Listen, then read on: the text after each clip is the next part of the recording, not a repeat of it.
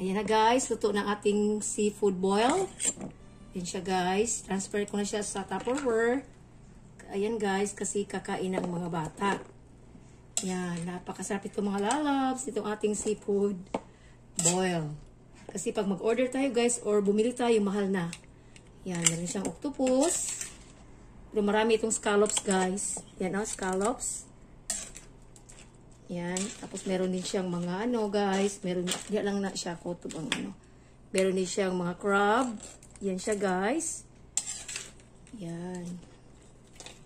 Yan siya guys. Marami ito guys. Hanggang hapon pa ito na ulam ng mga kids. Yan.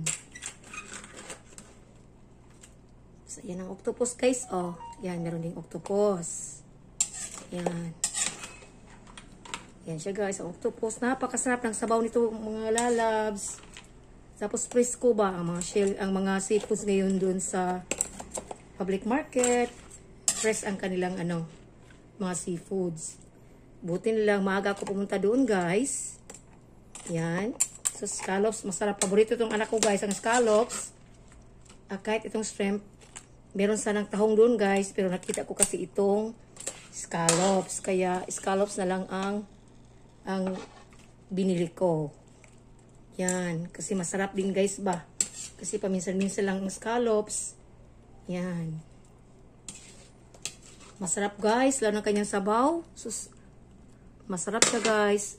Lalo ng kanyang sabaw. Masarap siya. Yan. Mainit pa.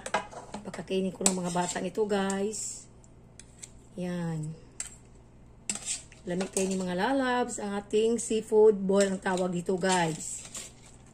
Tapos marami itong pineapple juice, Sprite. Lagyan ko siya ng kunting salt at saka kunting sugar.